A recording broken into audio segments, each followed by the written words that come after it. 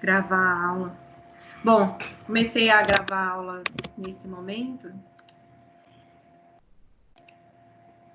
Eu tenho esquecido de pôr para gravar a aula aí, tá difícil, né, de lembrar isso.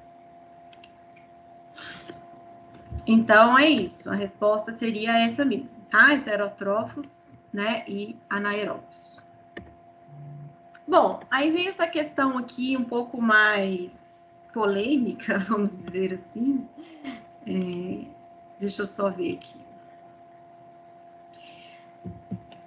Essa questão um pouco mais, não polêmica, eu diria, mas uma questão que exige um pouco mais de raciocínio, né? Uma questão mais difícil um pouco, porque teria só que pensar, não é tão difícil assim, não. Ela não é uma questão decorada, né?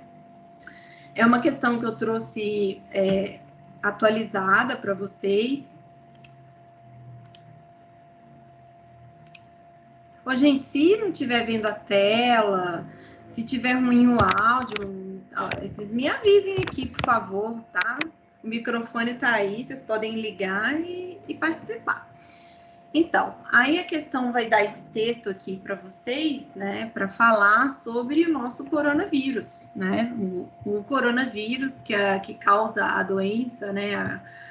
Na verdade, essa doença nova que a gente pouco sabe. Então, eu trouxe, como a gente está estudando essa parte toda de células e também de vírus, né, que a gente estudou na seção 4 da unidade 1, eu achei importante a gente colocar isso dentro desse contexto para vocês, tá? Então, esse texto ele vai falar, né, basicamente desse mecanismo de ação do vírus, o mecanismo de ação do vírus, que é basicamente um processo de infecção que ele causa nas células epiteliais do sistema respiratório. Ele invade também outras células e está sendo descoberto, né? Mas basicamente o que a gente já sabe é que ele tem uma predisposição, uma predileção, né, de infectar essas células respiratórias. E eles causam, né? Esse vírus causa uma intensa reação inflamatória e imunológica, né?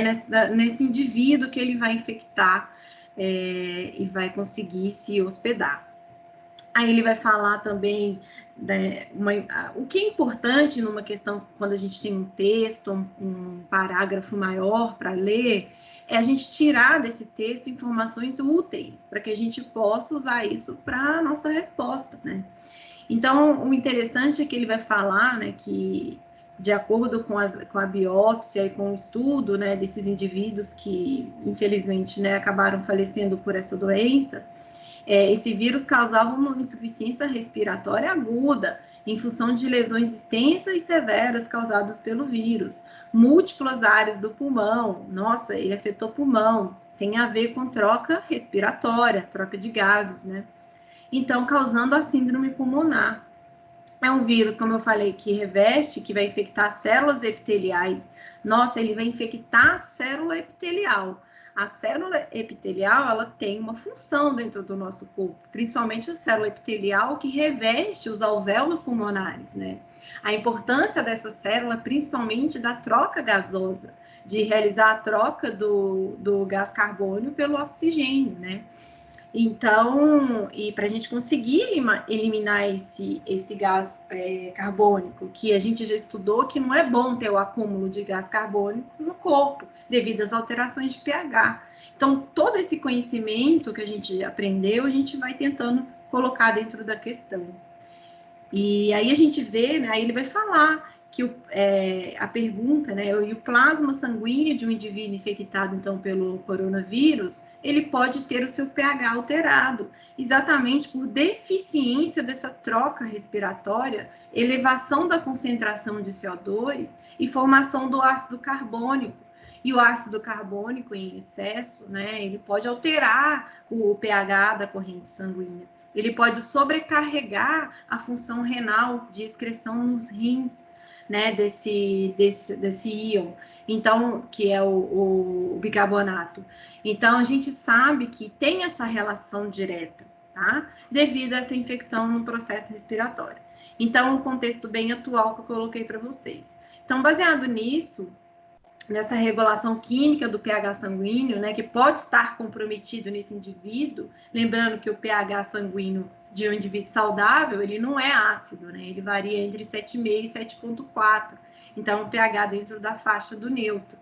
Então, baseado nisso, qual que é o mecanismo que possa estar alterado nesse indivíduo? O mecanismo ácido carbono, né, ácido carbônico e bicarbonato.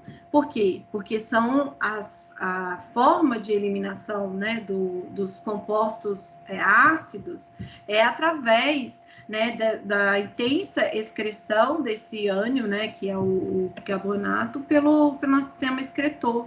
Assim como a eliminação do CO2 para que a gente não tenha a formação do ácido carbônico dentro da corrente sanguínea, que aí poderia baixar o pH e causar várias outras destruições celulares. Nós já vimos que o pH, a temperatura, influencia muito na reação, por exemplo, das nossas proteínas, né? Então, uma baixa de pH dentro desse contexto vai alterar quantas outras funções?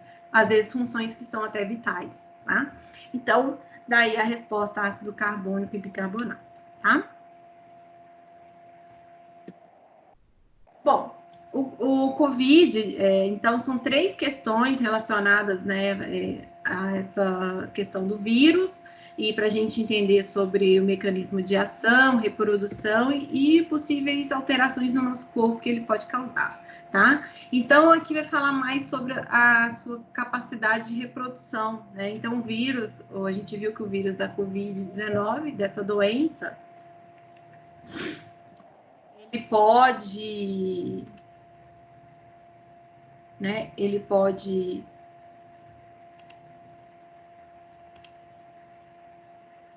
tá enxergando, pessoal, a tela? É que toda vez que eu tenho que parar e voltar aqui, é meio...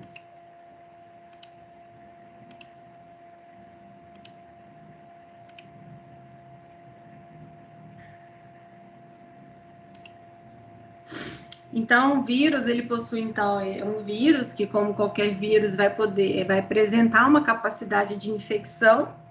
Eles, principalmente o vírus, então, da Covid, vai infectar as células pulmonares, como, por exemplo, as células epiteliais que revestem os alvéolos pulmonares, para o quê? Para se reproduzir.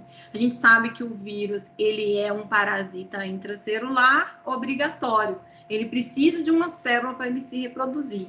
E a gente tem, né, dentro da reprodução viral, 2 tipos de desenvolvimento de vírus, né? A gente sabe que ele pode infectar uma célula, reproduzir dentro dessa célula e depois matar a célula, sair dessa célula e invadir outra, né? Eu estou falando do ciclo lítico. Já um outro ciclo viral que a gente tem é o ciclo lisogênico. Então, o ciclo lisogênico é o ciclo onde o vírus ele coloca o seu material genético, seja DNA ou RNA, dentro da célula. Essa célula passa a incorporar o DNA do vírus, mantendo aquele DNA inteiro, né, integrado ao seu próprio DNA. E aí, essa célula passa, então, a ter aquele DNA viral incorporado e a transmitir a esse DNA viral às outras células, né, num processo de divisão mitótica, né? Então, a célula, na hora que vai se dividir e se reproduzir, ela vai e passa esse DNA do vírus para outras células. E é dessa forma que o vírus vai ganhando mais espaço, né, vamos dizer assim, dentro do organismo, tá? Isso acontece com o vírus da herpes e com o vírus do HIV. Mas, enfim, a questão vai falar exatamente disso. Então, no ciclo lítico, o vírus usa o metabolismo da célula hospedeira sem modificá-la. Tá errado, né? Por isso que essa alternativa é incorreta. Aqui já fala de cara, né? A gente sabe que quando o vírus ele entra dentro da célula e usa o seu metabolismo para produzir suas proteínas e para poder formar outros vírus, ele vai modificar a estrutura interna da célula. Então, ele modifica, tá? Então, essa é a alternativa errada. Quanto ao ciclo reprodutivo, como eu falei, eles podem ser de 2 formas, o lítico e o lisogênico. Isso está correto, né? São 2 formas de reprodução viral. No ciclo, no lítico, ocorrem ainda 4 fases. A fase de adsorção, que é a fase que o vírus vai encaixar na célula, ele vai ligar o receptor, porque a gente sabe que existe uma ligação de receptor, de reconhecimento de membrana ali, que é o tema da nossa aula de hoje. E aí a gente sabe que esse reconhecimento da membrana do vírus, e do receptor do vírus e da membrana da célula ocorre para que logo em seguida o vírus coloque o seu material genético lá, ele possa penetrar, então, e usar o metabolismo interno da célula, que é chamado de eclipse, e depois ocorre a ruptura, né, dessa célula e liberação do vírus, tá? Portanto, uma destruição viral, né, que é o que acontece nesse tipo dessa infecção. No lisogênico, o parasita intracelular é capaz de infectar outras células ao inserir o seu material genético na célula hospedeira. É exatamente isso. Ele só vai conseguir infectar outras células quando ele coloca o material genético dentro dessa célula que ele infectou e a célula agora passa a ter a adesão desse material genético no seu próprio material genético celular, que está lá no núcleo da célula, tá? Então, aqui responde para a gente sobre, né, tá certo o conceito do ciclo lisogênico. Ok? Vou passar, não tem perguntas, vou passar. Essa outra questão, eu não repeti o texto, porque ela vai falar também, tem o mesmo texto, esse texto do coronavírus, que explica aqui sobre o seu método de infecção e o que ele causa, né? Mas aqui a gente teria que interpretar, né, esse texto e todo o mecanismo de ação desse vírus, né? Então, de acordo com esse texto que vai falar que o vírus vai infectar a célula epitelial, que ele muda o transporte gasoso da célula, a pessoa não consegue mais respirar e acaba, né, num caso grave, a perder a vida por conta disso. Qual teoria, né, celular que poderia justificar esse contexto? Todas essas alternativas mostram pontos importantes da teoria celular, estão certas, né? Mas dentro desse contexto, a resposta seria a célula, que a célula é a unidade estrutural e funcional de todos os organismos vivos. Porque se a célula não fosse a unidade funcional, a gente não teria consequências, né, de infecções virais ou bacterianas, tá? Então, o que deixa a gente vivo é a funcionalidade da célula. A célula funcionando com suas reações químicas, com seus produtos metabólicos, com seus açúcares, com seus lipídios, com suas proteínas sendo formadas. E se você perde isso dentro por algum motivo, você tem uma alteração estrutural e funcional do seu organismo. Então, a célula é a unidade estrutural e funcional de todos os organismos vivos. É essa teoria que justifica o contexto da infecção viral. Entendido, pessoal? Então, aí a resposta seria essa mesmo, letra B. A confusão, mais ou menos, eu fiz, né, dessa questão, foi escolha uma. Sim, escolha uma de onde, entendeu? Tipo, para mim não ficou claro que era do texto. Ah, tá, mas é porque aqui, olha, eu não coloquei toda a questão. Lá na questão bom, pelo menos do jeito que eu coloquei no sistema foi assim, tinha a pergunta aqui, né? Baseado no contexto, você teria que escolher uma teoria que justificasse, né, essa afirmação, tá? Então, não sei se então não apareceu a pergunta, porque escolha uma, sempre aparece, isso aqui é automático do questionário, não fui eu que escrevi, não, tá? Porque quando você seleciona a questão, você vai colocar assim, o aluno pode escolher quantas alternativas, aí você coloca lá uma, então ele já vem direto e coloca em todas as questões isso, escolha uma. A pergunta não era essa, a pergunta era, de acordo com o texto, né, qual teoria justifica a interpretação desse contexto? Tá? Então, era essa a pergunta. Então, se não apareceu essa pergunta, aí eu tenho que revelar no questionário, porque foi colocado, tá? Então, bom, eu vou revisar, já que você mencionou que no seu não apareceu, essa questão aí, tá? Mas era para aparecer a pergunta, ok? Então, dentro desse contexto, né, qual que era a alternativa correta, né? Dentro do contexto do coronavírus, tá? Tá bom, Juliana? Então, eu acho que foi esse o mal entendido. Eu só não coloquei aqui de novo, mas tá vendo? Ó, escolha uma. Isso já é automático do questionário. Não fui eu que coloquei, não. Todas vão aparecer isso, tá? Tem umas que eu tirei, ó, tá vendo? Escolha uma. Eu vou só rever se realmente não apareceu a pergunta, mas eu acho que apareceu, porque... Eu printei alguma coisa, mas eu não lembro. Sim, teria que ter a pergunta, com certeza, né?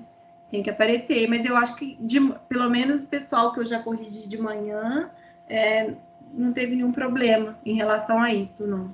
Em relação à pergunta. Às vezes foi alguma coisa do seu programa. Que às vezes ele estava travando e não estava abrindo toda a questão, não sei. Sim. Tá? Mas eu vou rever também no meu banco de questões se tá certinho. Tá bom. E eu te falo, tá bom? Qualquer coisa a gente vê aí que você vai ter que alterar alguma coisa, tá? Tudo bem.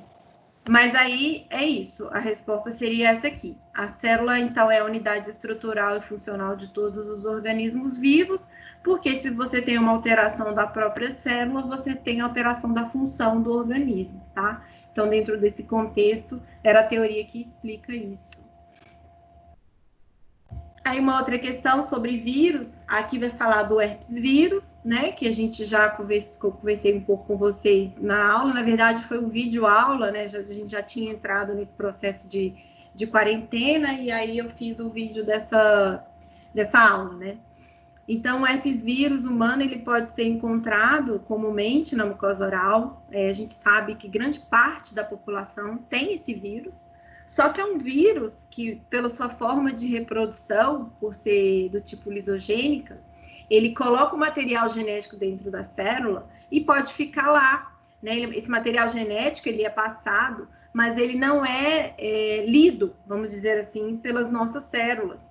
Então, a gente fala que naquele momento que o material genético está presente, mas ele não está sendo lido ou produzido, está sendo produzida alguma proteína desse vírus, a gente fala que ele está em estado latente e a gente não tem manifestação da doença naquele momento, tá? Se você tem uma baixa de imunidade, se você tem algum fator externo, porque é um vírus muito oportunista que a gente fala, né? Você tem a manifestação aí do vírus. Ele pode, aí sim, né, por uma ativação que é totalmente química e molecular, a gente sabe que a célula começa a reproduzir proteínas do vírus, e aí a gente tem a manifestação, né, desse vírus, principalmente na cavidade oral, que é através de lesões ou vesículas, que aparecem principalmente na região dos lábios, né? E isso para nós, para vocês, futuros dentistas, a gente tem que entender bastante sobre esse vírus. É lógico que aqui a gente está estudando a matéria de citologia, não é vocês vão ter matéria de patologia ainda e vão estudar todos os tipos de patologias orais, né? Mas eu gosto de chamar atenção para essa área porque é a área que está próxima da gente, né? Então, a gente sabe que sobre o herpes vírus, eu até selecionei aqui, vou compartilhar com vocês umas imagens, ó, né? Que seria o quê? Dessa manifestação desse vírus quando ele está nesse estado ativo que a gente fala, né? Então, aparecem essas bolhas, né? Muita gente tem num estágio mais avançado, um outro, na verdade, são 8 tipos de herpes que a gente tem. Herpes tipo 1, tipo 2, são esses que a gente tem mais comumente na cavidade oral. Mas tem o tipo herpes zoster, que ele fica muito incubado em células neurais, em células nervosas. E aí ele pode causar essa infecção mais grave, né? E realmente a gente vê que ele faz o caminho do nervo ou da estrutura neural que ele está hospedando, ele está ali retido e hospedado.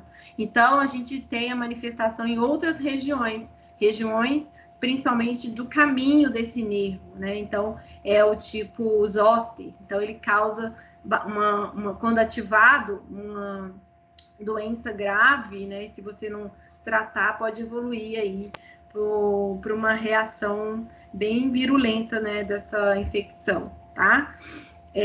Lembrar que a primeira infecção que você tem com o vírus zoster, você tem a catapora, que é uma infecção mais branda, né? Onde a gente tem aquelas a gente chama de petecas, que são aquelas manchinhas vermelhinhas, bem características, lesões, né? Da catapora. Mas, depois, se você tiver uma reativação desse vírus, aí ele pode promover essa infecção um pouco mais violenta, tá? Nessas regiões que tem esses caminhos neurais. Mas, o que a gente vê corriqueiramente no dia a dia são esses vírus tipo 1 e tipo 2 do herpes, né? Que causam essas lesões em mucosa, de boca, mucosa oral, principalmente de lábio, né? É onde esse vírus se reproduz, tá? Então, basicamente, a gente tem esses 8 tipos de vírus que eu coloquei aqui na aula. Depois todo mundo, se quiser dar uma relida, e é interessante começar a entender sobre esse tipo, essa família viral, né? Que é o herpes vírus, tá? Aqui, então, 1 e 2, ó, o HSV 1 e 2 são esses que a gente encontra mais, né, com maior prevalência na cavidade oral, tá? E com isso, a questão, então, pedia para você interpretar sobre o herpes vírus, né, e escolher a alternativa verdadeira. Então, após a infecção primária, o vírus, ele permanece de forma latente no organismo. Isso está certo, a gente sabe que o vírus, ele tem esse tipo de ciclo lisogênico, que ele vai incorporar esse DNA do vírus dentro da célula, e esse DNA vai ficar ali por um tempo, tá? É latente, até que ele em algum momento possa vir a manifestar novamente o quadro da doença aguda. Depois de tornar-se latente no interior de uma célula, novos vírus não poderão ser formados.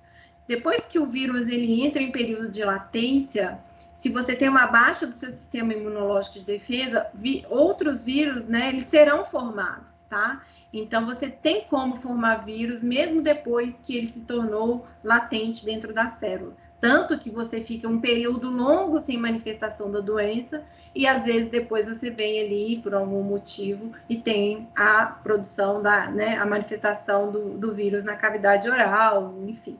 Então, você tem a produção de vírus. É uma espécie única e específica encontrada em seres eucarióticos?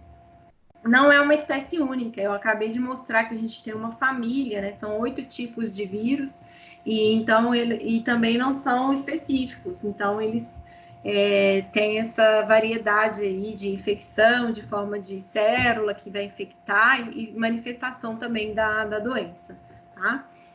Ele não pode ser transmitido quando no seu estado ativo. No seu estado ativo, ele é transmitido sim, tá? Então, quando você vê essas vesículas, essas lesões ali, você pode ter partículas, né, do vírus, proteínas virais que você pode transmitir, tá? E então, a gente, às vezes, né, você nem vai, quando em atendimento clínico, é até contraindicado você atender pacientes com vesículas na cavidade oral, porque ao encostar sua mão nessa vesícula, você vai acabar contaminando todo o campo operatório e também o rosto desse paciente, né?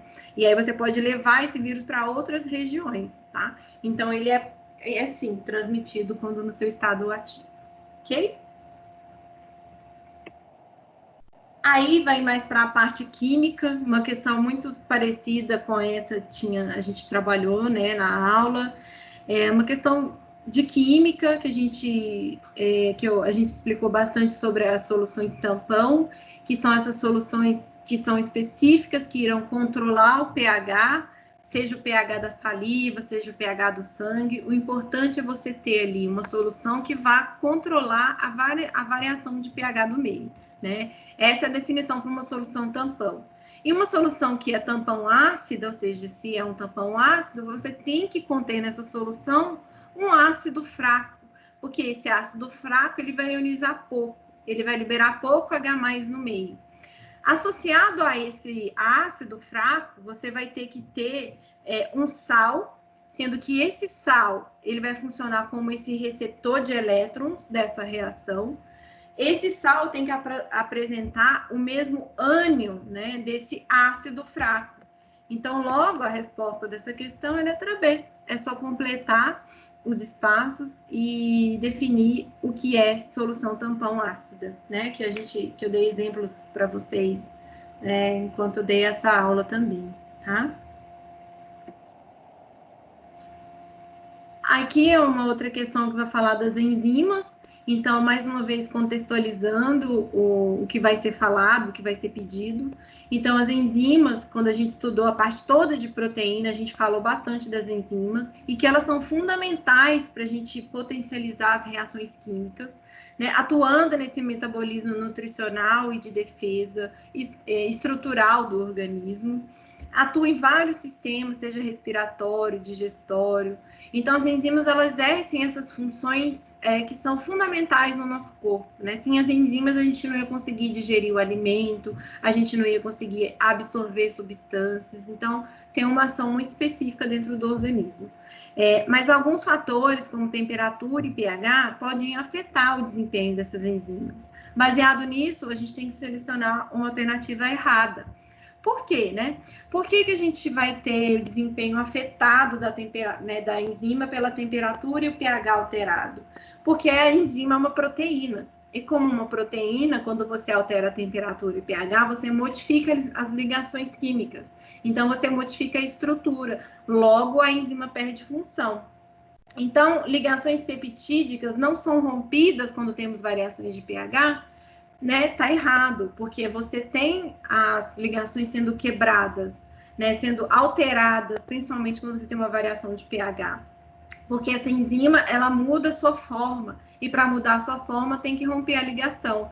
Vamos lembrar que ligação peptídica é a ligação que une dois aminoácidos, né? Essa união desses aminoácidos em cadeia vai formando uma enzima, uma proteína. E quando você rompe essa ligação, aí você tem a inativação da ação dessa enzima, tá?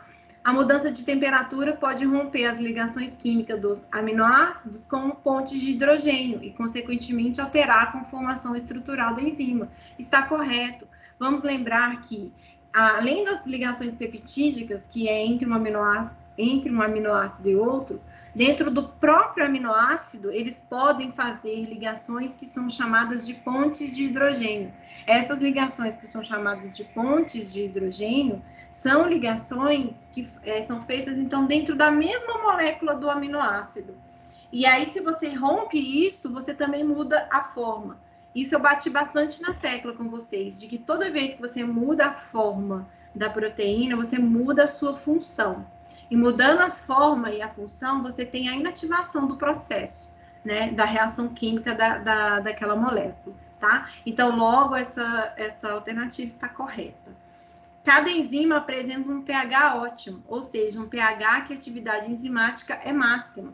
Lembra que eu mostrei os gráficos para vocês? A gente fez a questão do gráfico da saliva, tá? Então, realmente, a gente sabe que ela precisa de um pH ótimo para ela ter sua máxima reação.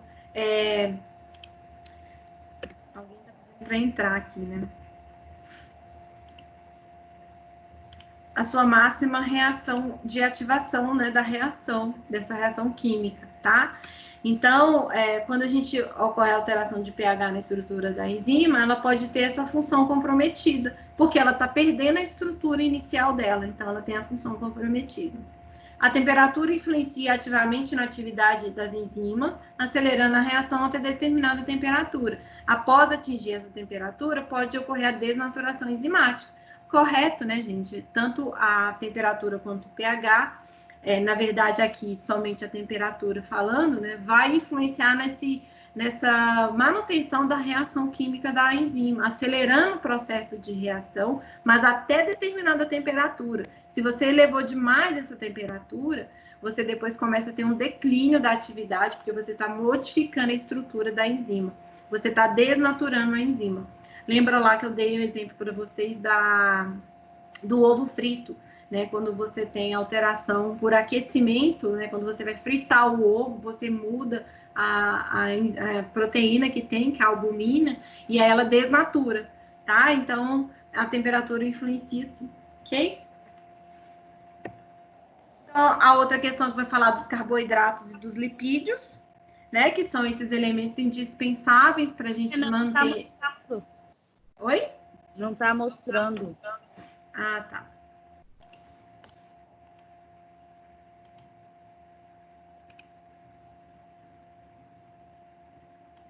A outra questão vai falar, então, dos carboidratos e dos lipídios, que são as nossas fontes de energia que a gente consome para poder fabricar os produtos e as reações químicas.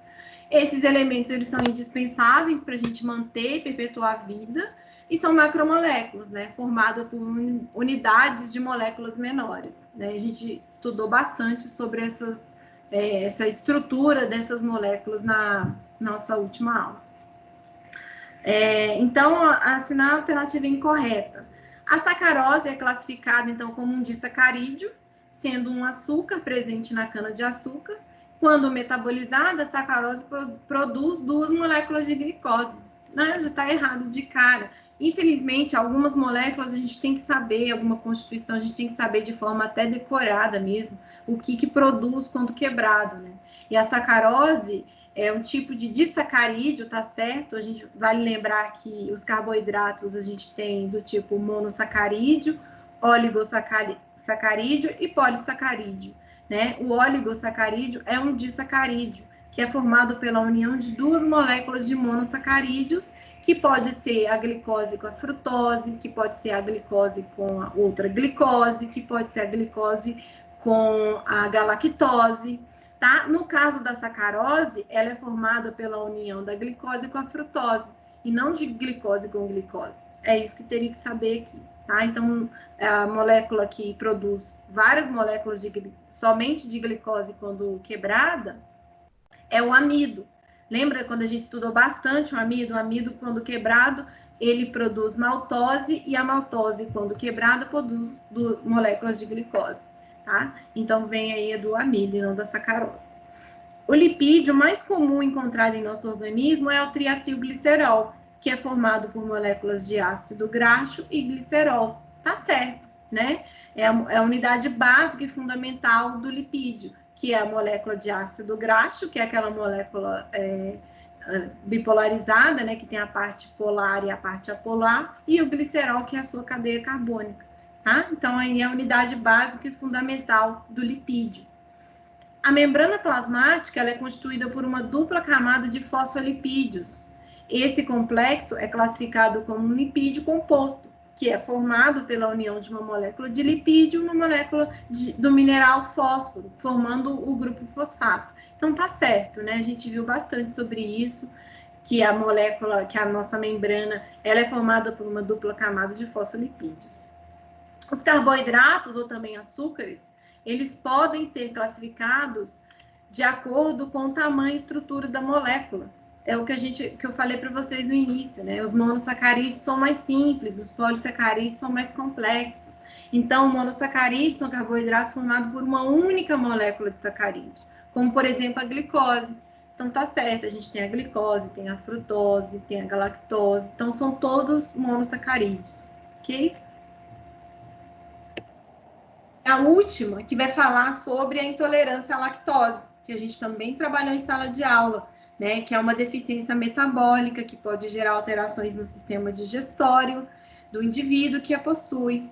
Né? Estudos mostram que 70% dos brasileiros têm adquirido algum grau de intolerância à lactose, que é o açúcar que vem do leite, do derivado do leite, né? Então, sobre isso, sobre essa doença, é incorreto afirmar que então, sobre a lactose, né, e a sua digestão no nosso organismo, o que é incorreto afirmar?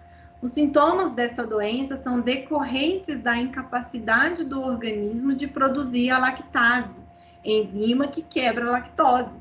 Correto, né? A gente sabe, então, que a lactase é uma enzima que vai degradar a lactose, que é o açúcar, né, do leite, para que a gente possa ali absorver essa energia produzida dessa quebra, tá? Que é um açúcar. A lactose pode ser quebrada no organismo por enzimas encontradas no sistema digestório, como, por exemplo, a lipase. Bom, aqui eu queria trabalhar com vocês o conceito de especificidade. A gente vai lembrar que a enzima e o seu substrato, então aqui no caso, a lactose é o substrato e a enzima é a lactase, é um encaixe perfeito, chave e fechadura.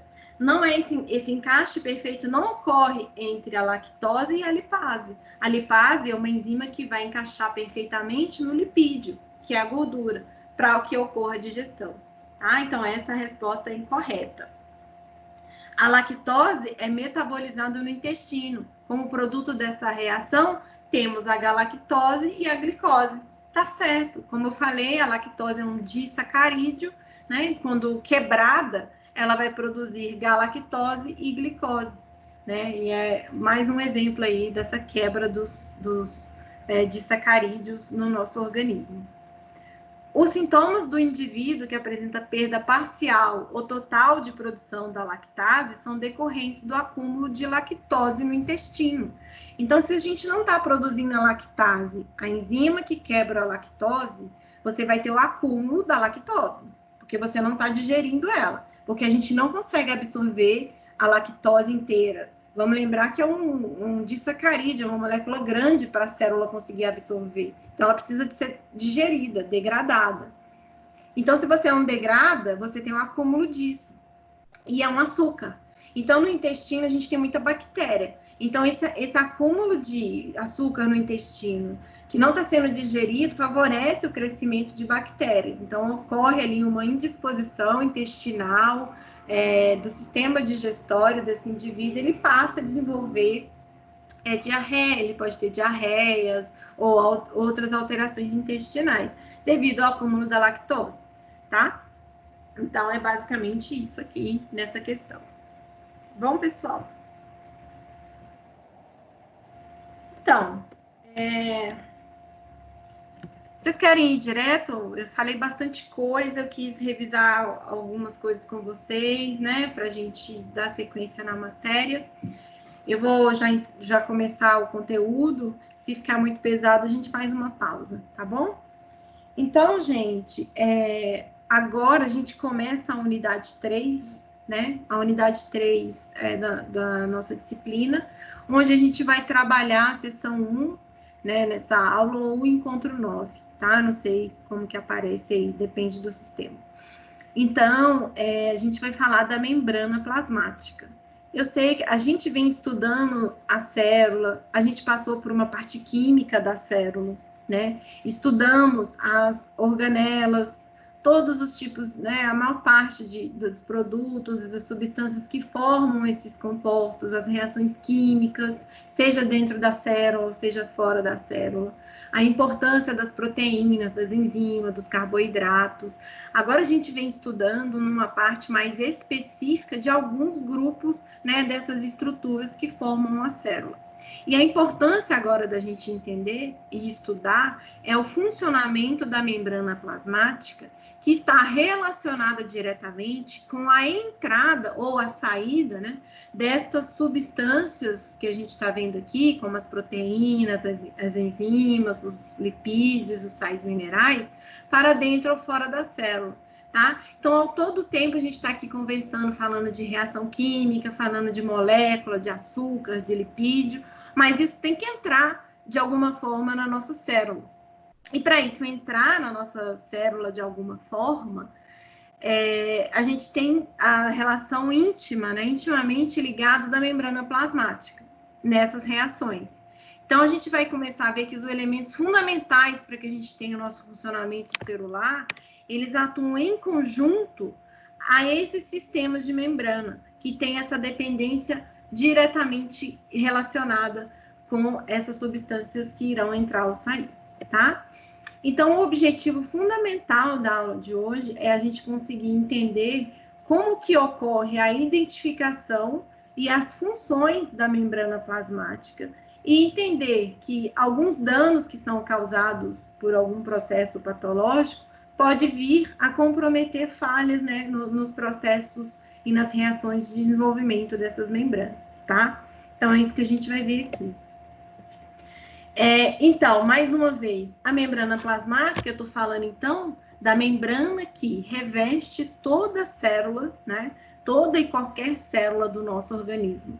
Toda e qualquer célula do nosso organismo tem na sua constituição externa a membrana plasmática.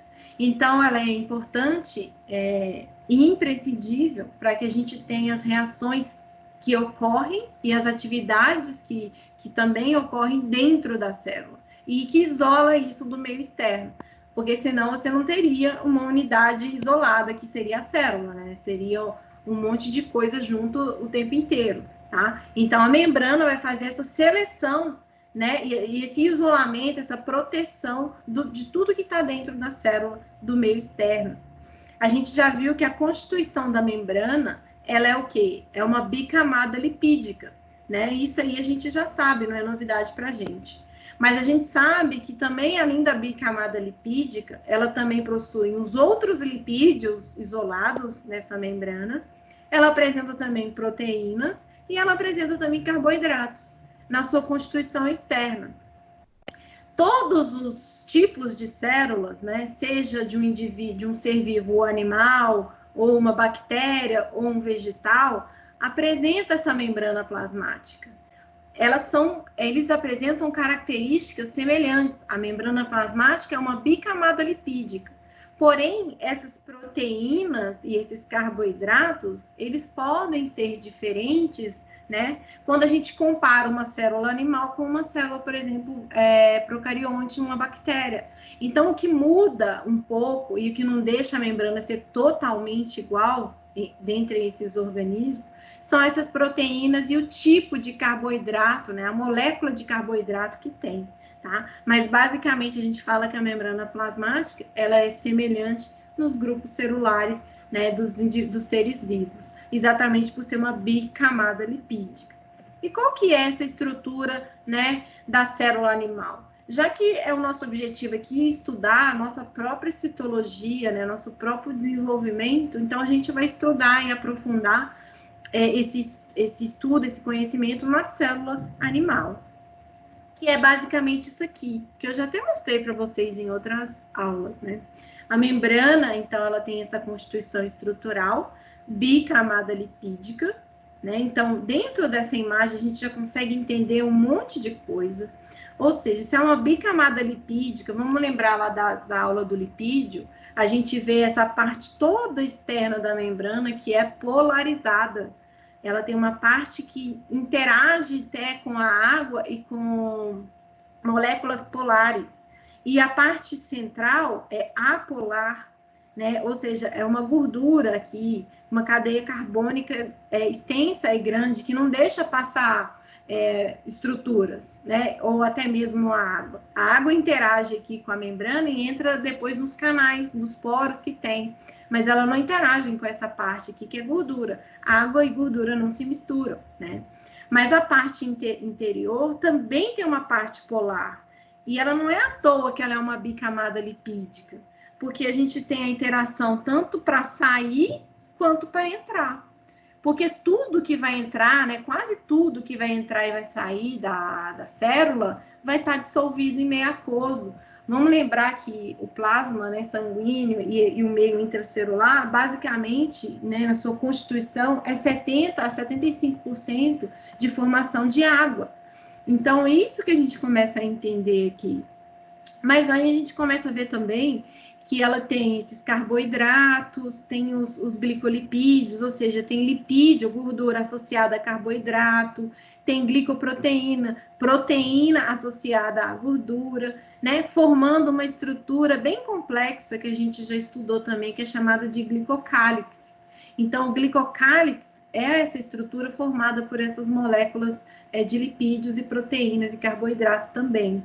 Tem aqui o colesterol, que é um tipo de lipídio, né? Todas essas organelas, esses compostos orgânicos, eles têm uma função dentro da membrana. E é isso que a gente vai começar a entender aqui, tá? Então, A molécula, a característica importante, como eu mostrei aqui na imagem para vocês, é que é uma camada que tem a parte que é hidrofóbica, que não tem interação com a água, que é essa parte toda aqui do meio, e ela tem uma parte que é hidrofílica, que possui afinidade com a água, né? Que é essa parte superior aqui, dessa bolinha, essa bolinha que forma a parte superior da membrana. É a parte que interage com a água. Então, essa estrutura aqui, agora para a gente ver em maioramento, do fosfolipídio, então a gente tem a parte que não interage com a água, que fica voltada para essa parte interna da membrana, e essa parte polarizada que vai ligar com a água, que é formada principalmente pelo grupo fosfato, onde a gente tem o mineral fósforo, que a gente já estudou, junto com o glicerol. Então, é a parte do ácido graxo e do glicerol, formando o lipídio da membrana plasmática, tá? Então, essa é a importância da gente entender a estrutura e constituição da membrana, para a gente começar a pensar nessa interação que essas moléculas fazem com as moléculas que vão entrar ou sair da membrana plasmática.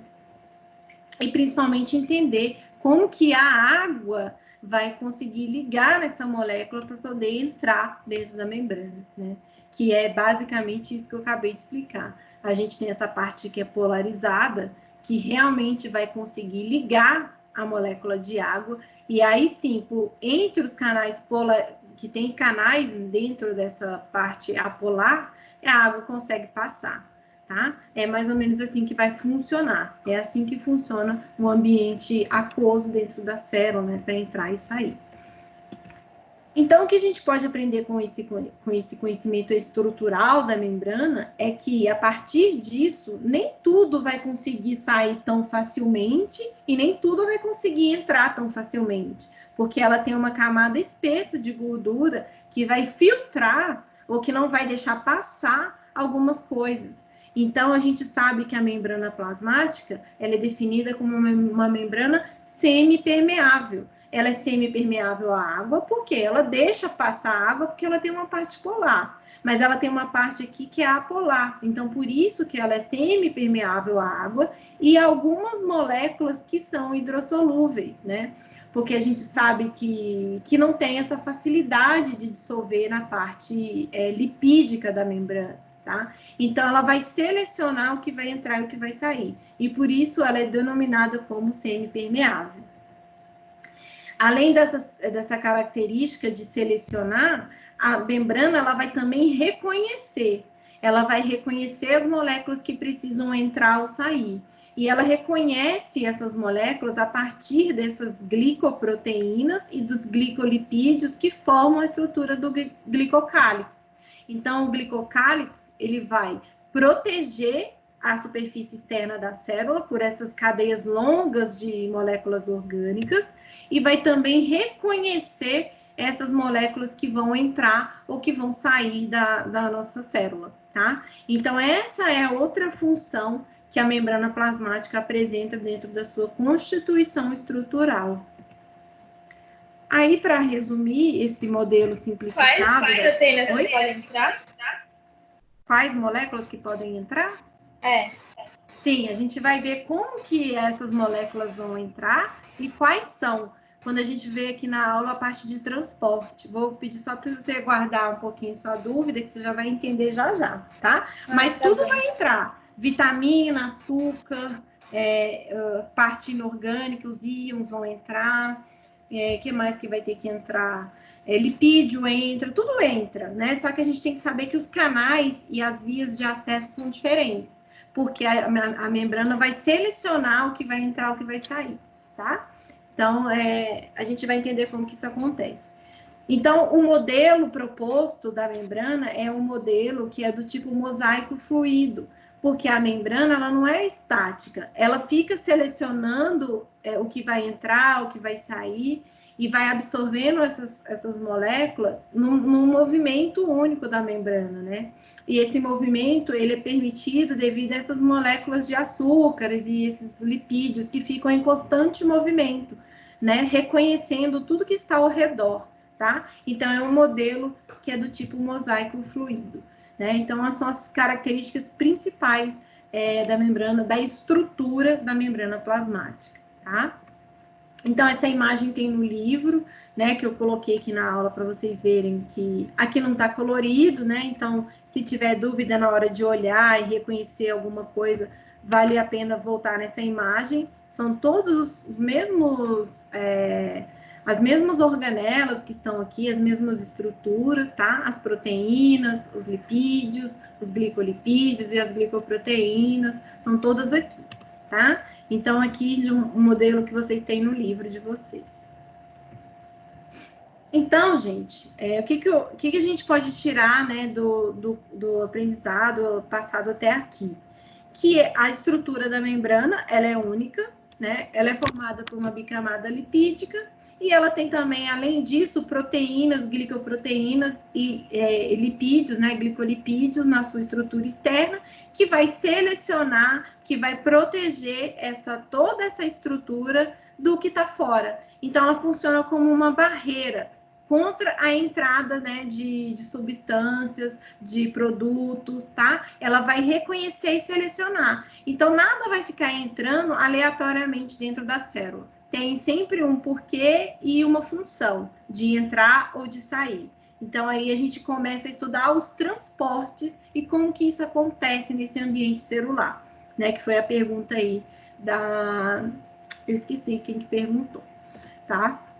Mas, além disso, a gente pode também enfatizar aqui que, dentre essas características, né, que também favorecem esse reconhecimento, esse transporte, são as especializações que algumas membranas podem apresentar, né? Então, a gente tem, por exemplo, membranas, as células do nosso epitélio, que apresentam cílios. Esses cílios são invaginações, são emitidos, né, na superfície externa da membrana, que tem a função de absorção ou até mesmo de proteção contra a infecção, contra vírus, contra bactérias que entram dentro do organismo. Então, serve ali também como uma via de proteção e uma característica da membrana plasmática. Não são todas as células que possuem os cílios, né, mas algumas podem apresentar. Assim como tem membrana que apresenta flagelo, como é nossa célula do espermatozoide, que tem o flagelo, que vai fazer com que essa célula movimente mais rápido,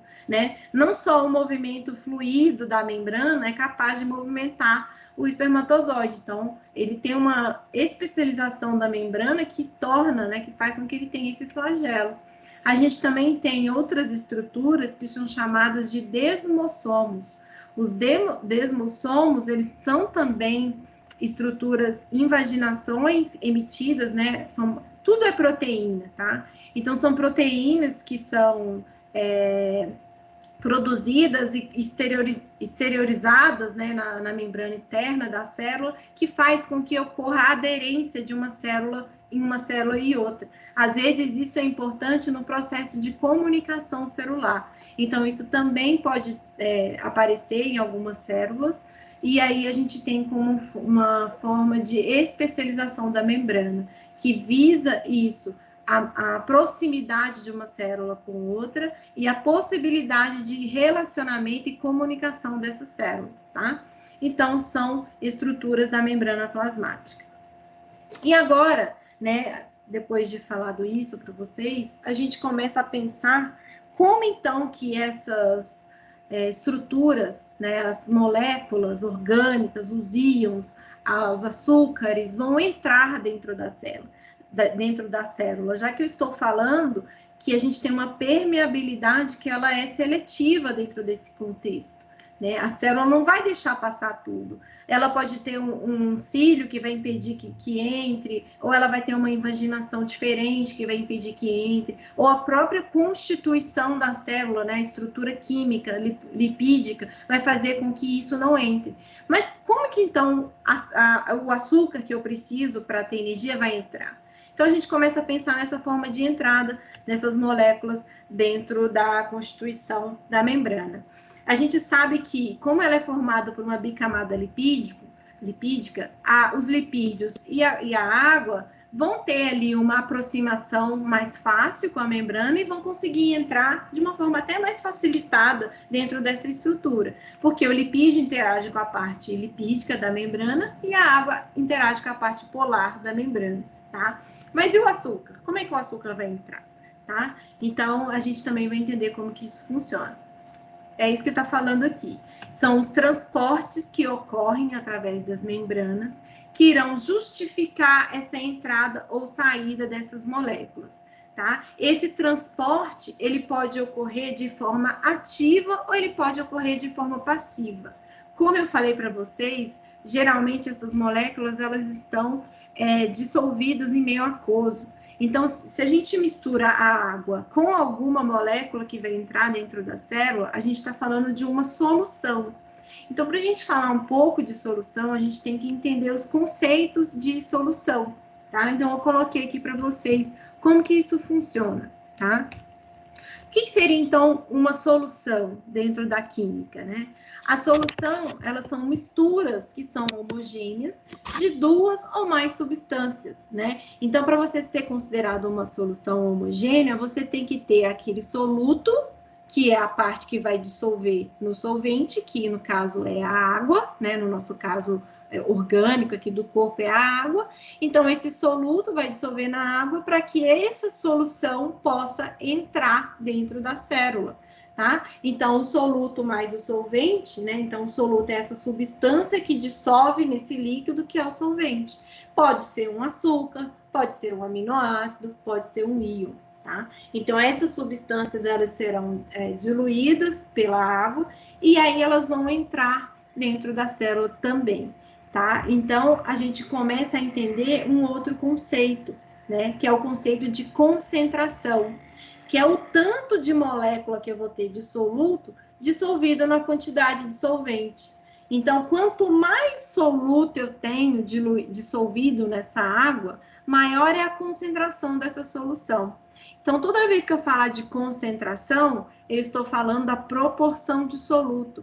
Vamos dar o exemplo do sal de cozinha em um copo de água. Se você pega um copo de água e põe 2 colheres de sal de cozinha lá dentro, e depois você pega o mesmo copo de água e põe 1 colher de sal, qual que vai ficar mais concentrado? O que eu coloquei 2 colheres de sal, vai ficar até mais branco a água, né? Vai ficar bem mais concentrado. É esse o conceito que a gente tem dessas moléculas que são dissolvidas na água também, tá? Então, quanto maior a quantidade que eu tenho, né, de soluto, que seria esse M1 aqui, que seria o soluto, num volume de água constante, eu tenho uma concentração maior. E é representado pela fórmula química. Isso é só para a gente entender o conceito de concentração. E aí a gente começa a aplicar isso, né, dentro da química. Então, aquela solução que eu falei para vocês do copo com 2 colheres de sal, ela é uma solução muito concentrada. E ela é considerada, então, uma solução que é hipertônica. Por que é hipertônica? Porque hiper vem de muito, e muito é concentrada. Então, ela é uma solução que tem muita concentração de soluto, e não de solvente, tá? E o que seria uma solução hipotônica, né? Seria o contrário, é aquela solução que eu tenho com pouca concentração de soluto dissolvido no solvente. Então, é uma solução hipotônica, menos concentrada. E se eu tenho a mesma quantidade de soluto, comparando 2 soluções, né, a gente vai ter uma solução isotônica, né, uma em relação à outra. Ou seja, se eu tenho a mesma quantidade de solvente e de soluto, eu tenho uma solução isotônica. Então, baseado nisso, eu começo a trazer isso dentro dessa interpretação dos transportes que ocorrem no nosso organismo, na nossa célula, fazendo com que entre essas soluções dentro da célula, tá? E o que a gente define, então, como um transporte passivo, que é um tipo de transporte que a gente tem na célula, é o transporte que ocorre a favor dessa concentração, né, de um gradiente de concentração, de onde você tem mais coisa para onde que você tem menos coisa, se vocês me entendem, tá? Então, toda vez que eu tenho um transporte fácil de entrar dentro da célula, quer dizer que é um transporte passivo. E para isso eu nem preciso de energia, né, do sistema para poder entrar essa solução dentro da célula. Ocorre de uma forma fácil, sem gasto de energia.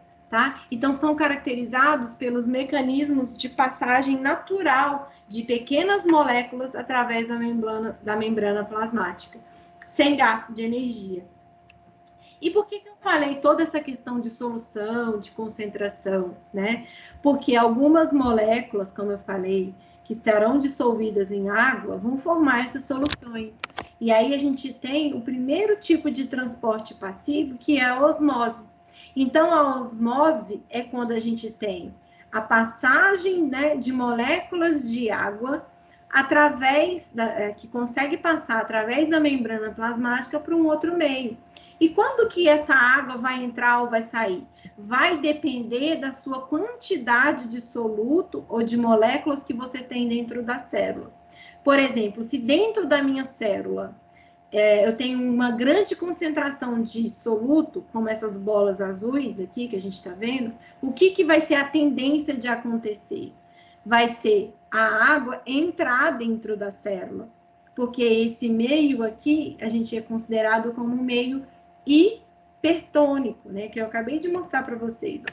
Hipertônico em relação à célula, é um meio mais concentrado. Então, na tentativa de não deixar isso aqui ficar desequilibrado, a água entra por osmose dentro da célula. Então, se você tem esses meios com diferentes concentrações, separados por uma membrana que é semipermeável, o solvente vai sempre entrar do lado mais, né, diluído, ou seja, com menos soluto, para a membrana, para dentro da célula, para o meio que está mais concentrado, ou seja, menos diluído. Então, quando você tem essa diferença de concentração, é que você tem a passagem da água para dentro da célula, tá? Um exemplo disso, para vocês entenderem como acontece, é a hemácia que está no nosso sangue. É a célula que forma a corrente sanguínea, que forma nosso sistema circulatório. A unidade estrutural é a hemácia. Né? E a gente sabe que toda a nossa fonte de energia está vindo do sangue. E a gente tem que manter o que a gente já aprendeu, além do pH constante, a gente tem que manter uma pressão osmótica, que a gente fala, tá? Que é essa pressão da água em relação aos seus solutos, né, em relação à célula, que está ocorrendo no tempo inteiro. Então, o nosso meio, ele sempre tem que ser isotônico, para que a gente tenha a hemácia funcionando adequadamente, para você não ter nem perda de mais de água e nem ganho de mais de água. Então, a concentração é igual. Então, quando você tem essa concentração igual da água que está do lado de fora para a água que está do lado de dentro, você tem aqui um meio que a gente chama de isotônico. E é esse meio que a gente tem no momento, né? Quando a gente não tem nenhuma alteração, essa pressão osmótica, ela não é alterada, e aí a gente não tem nem perda de mais e nem ganho de mais de água. Mas isso acontece, né? Por exemplo, se eu tenho uma infecção, eu estou com extravasamento de plasma, o meio de água muito maior do lado de fora do que do lado de dentro, se eu mudo isso, o que acontece, né? Então, se minha hemácia lá dentro tá com o meio, né, tá com muito mais soluto do que o do lado de fora, o meio do lado de fora tá hipotônico, ou seja, eu tô com muito solvente, eu tô com muita água do lado de fora, o que vai acontecer? Vai entrar água. Se vai entrar água aqui, ela vai inchar.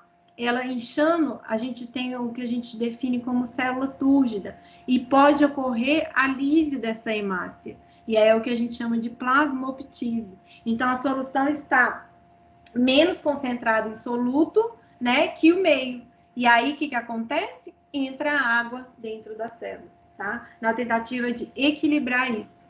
Da mesma forma, se a gente pensar o contrário, né, quando o meio está hipertônico, ou seja, eu estou com muito soluto, eu estou com pouca água e eu tenho mais água dentro da minha célula, o que vai acontecer? Vai sair a água de dentro da célula, e aí a gente tem um efeito inverso, né? Perda de água e a célula fica plasmolizada, ocorre a desplasmólise. Ela perde água e acaba se desnaturando, se modificando por conta dessa perda de água, tá? Então, a importância do transporte aquoso, né, dentro do nosso transporte passivo, é através da osmose.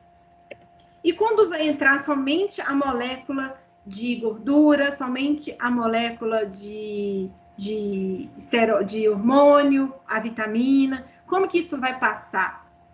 A maioria desses compostos, eles também passam por difusão simples, por diferença também de concentração, tá? O lipídio, como falei, ele atravessa fácil, porque ele interage fácil com a parte lipídica da membrana. Então, quando você tem mais do lado de fora, ele entra para dentro porque tem menos. Então, é por essa diferença de concentração. Então, esse transporte simples, ele sempre vai ser do soluto, ou seja, do lipídio, da vitamina, do hormônio, né, que é o soluto, e de onde tem mais para onde tem menos, sem que você tenha nenhum gasto de energia. Isso só acontece por diferença de concentração, através da membrana plasmática, tá? Então, é um tipo de difusão simples, né? É uma difusão que ocorre por diferença de concentração. Mas a gente tem, por exemplo, como um exemplo claro para vocês entenderem melhor isso, né? O transporte de gases, né? Por exemplo, quando você tem a diferença de oxigênio e de CO2 para entrar e para sair, é quando você tem a maior concentração de um dentro e a menor concentração dele fora. Então, a difusão dos próprios gases, né, tanto do oxigênio quanto do CO2, eles exemplificam essa difusão, esse transporte simples que ocorre na membrana plasmática, tá? Que ocorre em relação a esse gradiente de concentração, de onde tem mais para onde tem menos. E agora, se a gente for pensar numa molécula maior, numa molécula de açúcar, por exemplo, né, que vai entrar um pouco dentro da solução dissolvida em água, mas a molécula de açúcar, quando ela está sozinha, né, a molécula orgânica, você tem os canais específicos na membrana, que são essas proteínas transmembranas, que são específicas para a entrada dos açúcares, né? Então, vamos lembrar lá da insulina, né? A insulina é capaz de ligar nessa proteína e abrir esse canal para a glicose entrar. Então, a glicose, ela atravessa a membrana por uma difusão que não é simples, ela já é facilitada. Por que ela é facilitada? Porque você tem aqui somente esse canal abrindo e a molécula entrando. Você não tem que ter diferença de concentração, tem que estar dissolvido em água, nada disso. Ela é uma difusão, sim, facilitada, porque ela é dependente dessa proteína facilitadora, que irá fazer com que a glicose entre dentro da célula, tá? Então, você tem aí um outro tipo de transporte sem gasto de energia, que é o que a gente está vendo agora, que é a difusão facilitada. Então, para a gente resumir, são 3 tipos de forma de transporte sem gasto de energia ou transporte mais simples na membrana. A osmose, que é onde vai entrar principalmente a água dentro da célula, por uma diferença de concentração, né? De onde a gente tem diferenças dos meios. Então, de acordo com a diferença do meio onde a célula está inserida, é que você vai ter a entrada ou a saída de água, ok? Você tem a difusão simples, onde a gente tem ali a diferença de concentração dos lipídios, das vitaminas e de hormônios, principalmente, que entram por diferença de concentração, de onde tem mais para onde tem menos. E a difusão facilitada, que justifica e que explica a entrada, por exemplo, de açúcares mais complexos, né? Não mais complexos, mas que apresentam moléculas que não interagem tão facilmente assim com a membrana.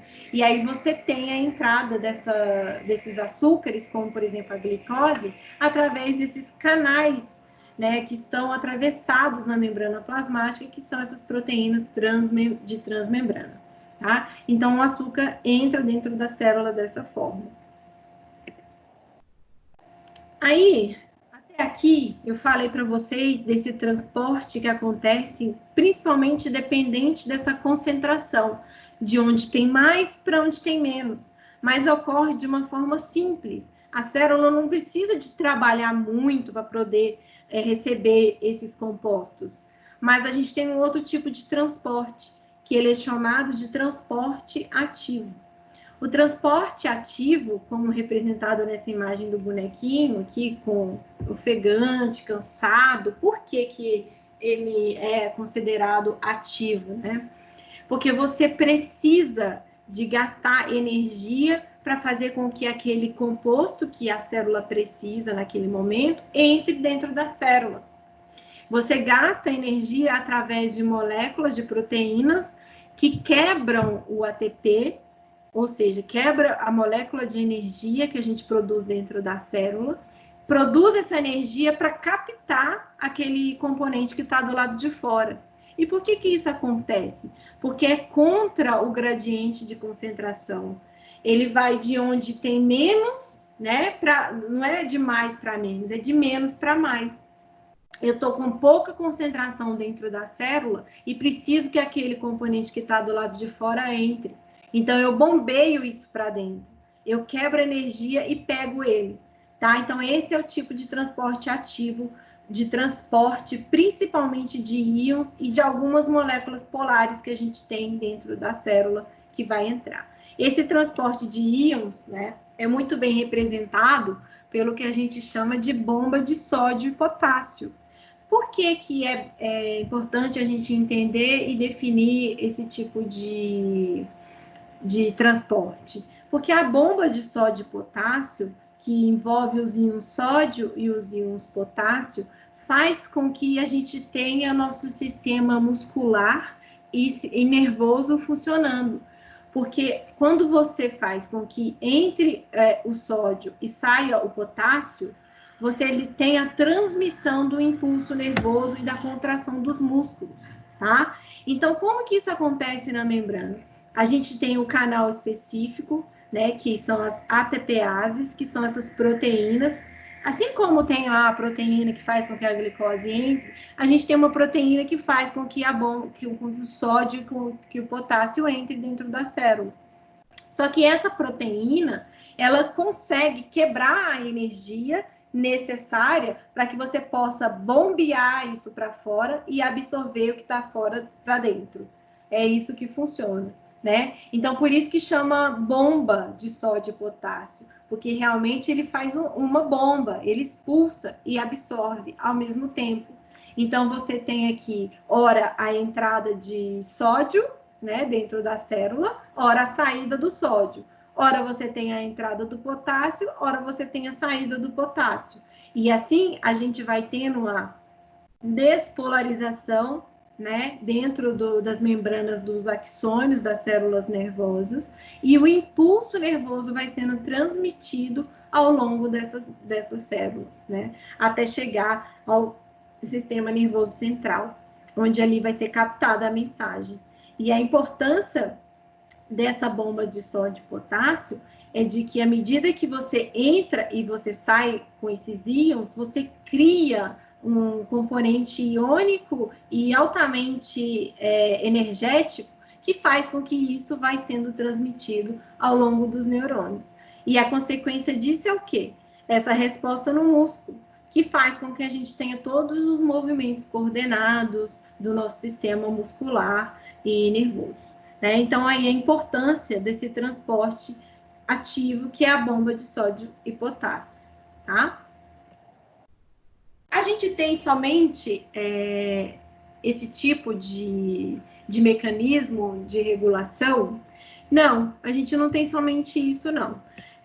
A gente sabe que o transporte passivo, ele é eficiente e ele é o que mais acontece de forma natural dentro do nosso organismo. A gente tem o transporte ativo, que vai bombear principalmente os íons, né? Como eu destaquei, o íon a bomba só de potássio. E a gente tem mecanismos que fazem com que algumas moléculas entrem dentro da célula por um transporte que é chamado de fagocitose. Tá? Então, a fagocitose é considerado um tipo de transporte, pois ocorre a entrada de partículas sólidas, partículas até grandes, né? Partículas grandes que irão entrar dentro da célula e vão ser incorporadas a essa célula a partir dessa fagocitose. Então, pode ser que esse fagossomo, que é o que forma dentro da célula, é um componente, às vezes, necessário a essa célula, ou pode ser que ela só está incorporando ali um agente que ela vá destruir. que ocorre principalmente no caso, né, das nossas células imunológicas. Então, as nossas células do nosso sistema imune são capazes a membrana delas, né, de incorporar, de fagocitar esses elementos e fazer com que isso entre dentro da célula. E com isso a gente tem aí a formação desses fagossomos, que são essas estruturas que são incorporadas na célula. Sólidas. Então, toda vez que eu falar de estrutura sólida sendo incorporada e absorvida pela célula, né, nessa forma de transporte, é a fagocitose. E se a gente tem, por exemplo, essa fagocitose vindo, né, de uma coisa externa que foi provocada, aí é o exemplo que a gente tem, por exemplo, de um micro-organismo entrando dentro da célula. Rapidamente você tem esse micro-organismo sendo invaginado pela membrana, então ocorre esse transporte bem rápido da membrana dessa célula, que incorpora esse micro-organismo para dentro dela. Mas o objetivo aqui desse transporte é de que ele vai ser destruído, né? Ele não vai ser incorporado e nutrido para fazer com que a reação química ocorra, como acontece com os lipídios e os açúcares. Aqui, o objetivo desse transporte é de defesa, é imunológico, tá? Mas é um tipo de transporte que a gente tem na membrana plasmática. E quando essa incorporação é de partículas líquidas, né? Pode ser alguma outra, uma partícula que foi acrescida dentro da corrente sanguínea e que chegou até a membrana de uma célula, e então foi fagocitada por essa membrana, mas ela não consegue interagir com a bicamada lipídica, então ela pode ser fagocitada, pinocitada, né? Então, quando é uma partícula líquida, a gente chama isso de pinocitose, porque são as partículas muito pequenas que são capturadas nesse processo, né? Com o objetivo também de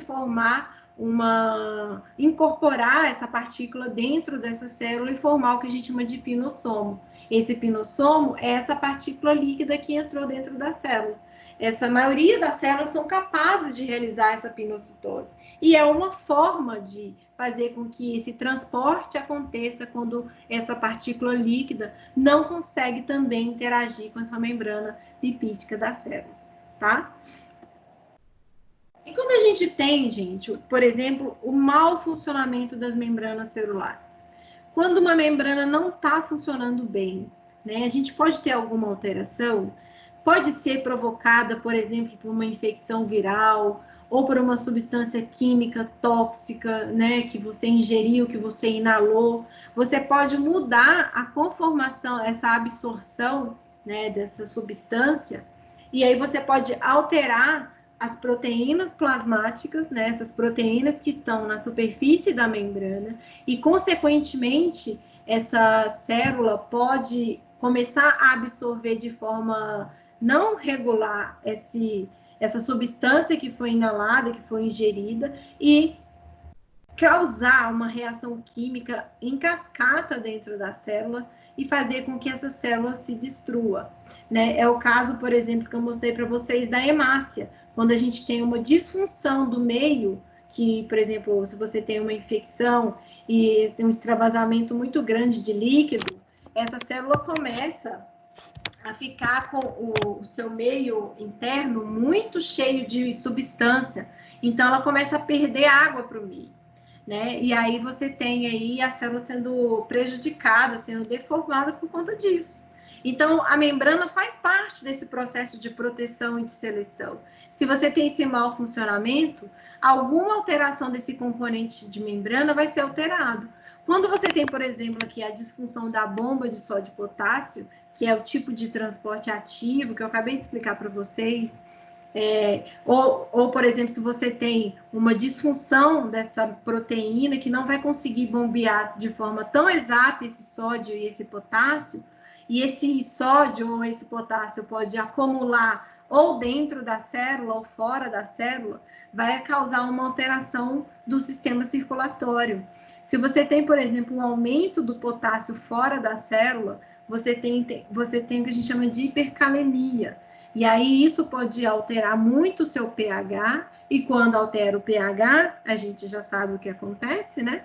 A gente sabe que começa a desnaturar a proteína, a desnaturar a enzima, e aí você tem processos de reações químicas sendo alterados, tá? Então, esse transporte, ele também é importante na manutenção da vitalidade das reações químicas que estão ocorrendo no interior da célula. E o mau funcionamento, né, dessas estruturas, desses canais, podem gerar consequências que são até graves no indivíduo, dependendo do que foi provocado essa alteração, né, do que provocou essa alteração.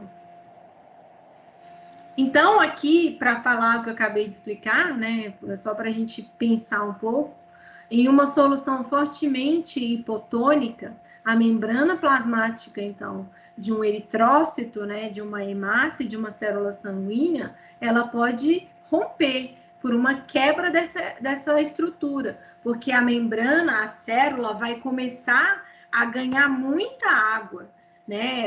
O meio está hipotônico, tem muita água do lado de fora. Então, você tem ali essa água entrando em abundância e a membrana pode romper, né? E aí, consequentemente, dentro dessas condições, a gente vai ter aí consequências graves nesse indivíduo. Mas isso não acontece numa célula vegetal, por exemplo. Se a gente trazer esse conhecimento e aplicar um pouquinho, saindo da célula animal e começar a ver na célula vegetal, isso não ocorre com tanta facilidade assim. Porque se a gente voltar a estudar a estrutura do vegetal, a gente vale lembrar que uma das diferenças, né, é que o vegetal ele apresenta uma parede celular. Essa parede celular é essa estrutura incolor, elástica, ou seja, a célula pode crescer e diminuir sem se romper, né? E rígida, e que possibilita essa manutenção da forma da célula. Ela é altamente resistente e rígida, não sendo também fácil, né, de ser rompida. E isso é importante da gente entender essa diferença da célula animal. Mas não é só a célula vegetal que apresenta essa parede celular. As bactérias, né, que compõem o reino Monera também apresentam parede celular. Só que é uma parede celular que a gente chama que é formada, né, de peptidoglicano. Os protistas, que são os protozoários, apresentam parede celular de celulose e de sílica, ou de sílica, né? Vai depender do tipo de protozoário que a gente está falando. Os fungos apresentam parede celular de quitina. Então, todos esses organismos aqui, essa forma de controle, né, de osmose, de entrada de água, funciona um pouco diferente. Por que funciona diferente? Porque a parede celular vai proteger essa membrana, né, dessa alteração da sua estrutura, ou impedir com que ela possa romper ou acabar sendo fragilizada dentro desse processo. Então, não ocorre rompimento, né, dessa célula quando a gente compara com a célula de um vegetal, por exemplo. Né? Então, quando você tem o meio rico em água, baixo em soluto, começa a entrar água aqui para dentro dessa célula, mas olha lá, ocorre a expansão da membrana, dilatação da membrana, mas não ocorre rompimento da célula, porque a parede celular em volta dessa membrana irá proteger essa estrutura que está interna. Diferentemente, quando a gente compara com o meio externo pobre em água e rico em soluto, né, você acaba tendo a perda para esse ambiente da água, na tentativa de equilibrar isso aqui. E aí você tem o quê? Uma célula diminuindo de tamanho, mas sem que ocorra fragilidade dessa célula, porque você tem a parede que irá isolar e proteger, tá? Então, aí a gente tem algumas questões do livro de vocês. Eu acho que eu vou deixar para vocês resolverem sozinhos, a partir da aula que eu dei. E aí a gente volta semana que vem corrigindo, retomando alguns conceitos. Eu deixo esses minutinhos agora finais, se alguém quiser perguntar alguma coisa que não ficou muito bem entendida dentro da nossa aula, pode perguntar. Pessoal, muita aula, uma aula bem teórica, né? A gente falei bastante aqui até agora. Se vocês ficarem ainda com alguma dúvida em relação a esse conteúdo, alguém que já leu também no livro sobre a matéria, quiser perguntar, Eu acho bom a gente sempre ler a matéria antes, é por isso que vocês têm isso disponível para vocês, né? Tanto na parte da pré-aula, que tem a web aula, quando eu venho aqui, explico a parte da aula e depois a gente vem também com os exercícios, né? Tentando fixar esse conteúdo com a pós-aula. Então, é importante que vocês façam, tá? Porque senão fica um pouco meio sem sentido mesmo ficar aqui falando tudo isso para vocês, tá? Então, as dúvidas têm que começar a aparecer para a gente poder discutir e ter mais assunto para conversar. Alguém quer perguntar, então, alguma coisa? Tô vendo que o pessoal tá todo online aí, mas todo mundo ficou calado hoje. Muita informação. Tá fazendo digestão ainda da prova. Da prova. É muita coisa, né, gente? Essa matéria é muito complexa, é muita teórica, né? Tem que prestar muita atenção. Verdade, eu concordo. Eu vou tentar, a próxima aula, fazer isso um pouco mais dinâmico, tá? É difícil também, porque no computador é complicado, né? Em sala de aula é mais fácil. Mas eu vou tentar fazer alguma coisa mais diferente para vocês não ficarem tão dispersos aí, tá? Mas eu peço para vocês fazerem as atividades, para não esquecer o conteúdo. E aí eu corrijo com vocês semana que vem, tirando as dúvidas também desses conceitos, tá? Semana que vem a gente continua esse assunto. A gente vai falar de sinalização de membrana, da forma com que a membrana comunica com outra. Também é um conteúdo bem denso, tem muita informação. Então, quem conseguir ler a parte da pré-aula já vai ajudar a entender um pouco mais sobre o conteúdo também ao final aqui, tá bom, pessoal?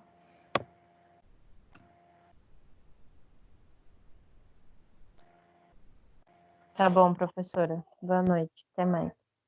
Boa noite para vocês. Se cuidem. Ok, professora. Obrigada, viu? Familiares. Boa noite, Lorena. Com saúde, né? Boa noite para vocês. Tá? Tchau, Obrigada. até semana que vem. Tchau. Até semana que vem. Deus quiser. Se Deus quiser. Tchau.